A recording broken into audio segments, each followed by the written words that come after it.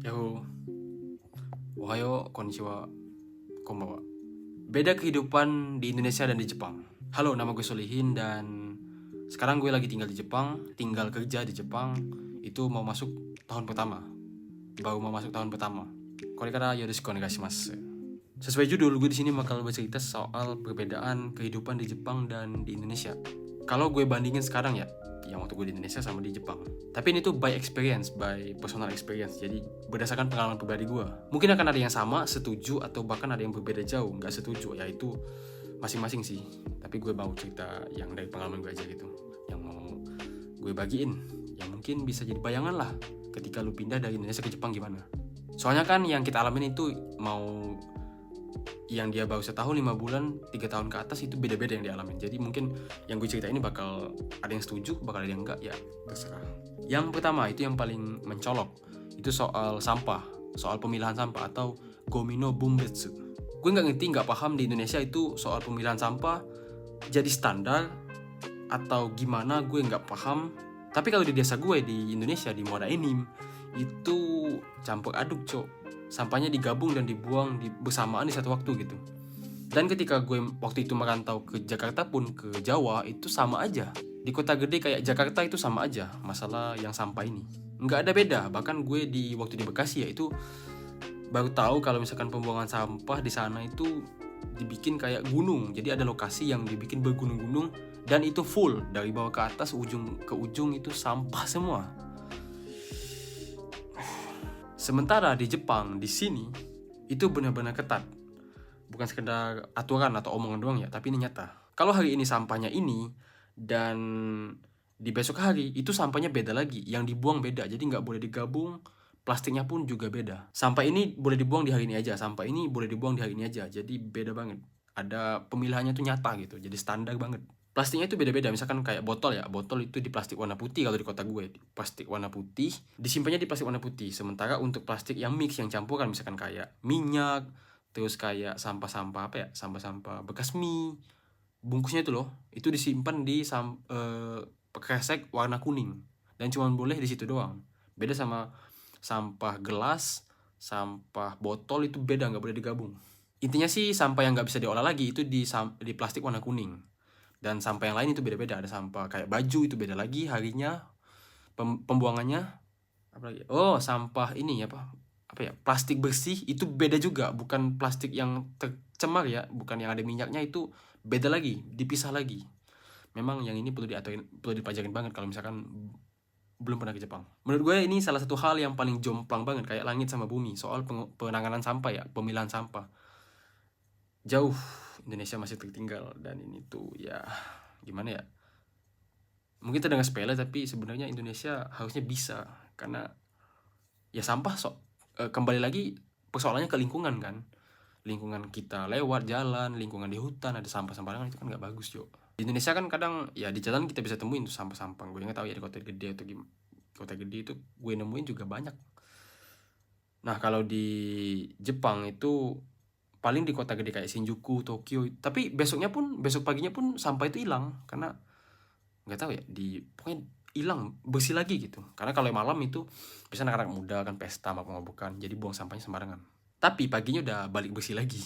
Oke, yang kedua, kalau di Indonesia kalau mau makan ya sah-sah aja mau dimanapun gitu, kayak apa ya, selama nggak kena orang lain makanannya, selama nggak ngeganggu orang lain lu makan, selama lu nggak mengganggu orang lain dengan makanan lu, nggak misalnya kayak es krim nggak kena dia gitu, itu sah-sah aja kan. Sementara di sini tuh beda. Ada norma di mana pejalan kaki itu kayak nggak boleh makan di jalan gitu, hal yang tabu. Ini tuh kayak peraturan nggak tertulis tapi nyata. Jadi dulu waktu awal-awal ada temen gue yang makan di jalanan sembarangan, makan ciki, dan gue yang udah ngingetin dia ya, gue perhatiin sekitar. Nah orang sekitar itu kayak langsung melototin gitu, dan bahkan ada kayak yang ekspresi kayak iu, jijik gitu, kayak gitu-gitu.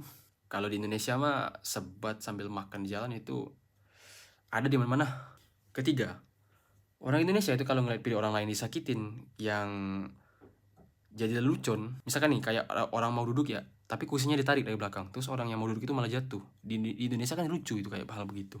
Tapi kalau orang Jepang itu beda lagi reaksinya. Rata-rata ya, yang gue alamin, yang gue temuin, dia bakal kayak, kasihan banget, masa ini dibercandain gitu, dijadiin candaan.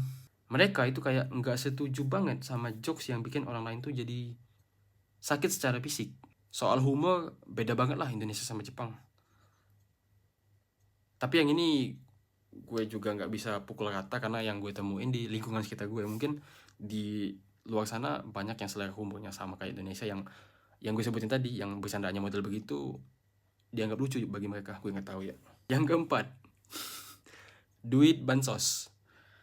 Kalau di Indonesia itu kalau ada bansos berupa duit, biasanya kita tuh ngeklaim buat ngedapetinnya, datang ke tempat khusus buat ngambil, dan itu pun ada pendaftarannya, ada formulir kan.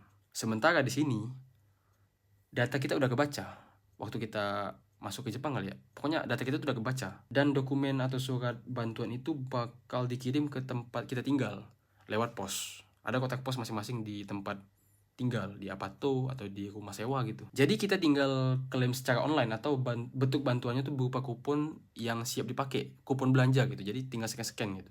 Kalau di sini bentuk bantuannya tuh gitu. Dan kata gue itu apa ya, nilai bantuannya tuh nggak bakal bisa diubah karena setiap orang itu sama semua. Sementara di Indonesia kadang kakak yang ini sama kakak yang ini, KTP yang ini sama KTP yang ini nominalnya beda, dan itu pun ya gimana ya, agak susah sih bahas yang ini, tapi udah lah. Pokoknya soal bantuan gue kasih gambaran sekilas aja lah tadi. Dan yang terakhir, tiap hari itu vibes-nya kadang kayak lebaran, dimana orang sering bilang minta maaf, minta maaf, kayak permisi, maaf, maaf, maaf. Pokoknya kata maaf tuh gampang di sini kalau kita dengerin dari orang asli Jepang. Ini gue bandingin sama ini ya, masyarakat di Indonesia di posisi gue tinggal di Indonesia di Muara Enim tuh, yang menurut gue ya, kalau buat minta maaf itu perlu dihantam dulu baru bisa keluar salah satu yang minta maaf, agak susah. Sementara di sini orang nggak kenal atau nggak sengaja kesenggol bikin kesalahan dikit sama orang lain yang nggak dikenal, itu bahkan minta maafnya berkali-kali.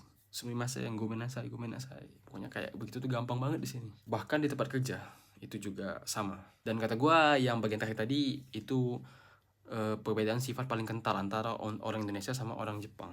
Misalkan lu nggak setuju ya atau ada pendapat lain, bolehlah bertukar pendapat.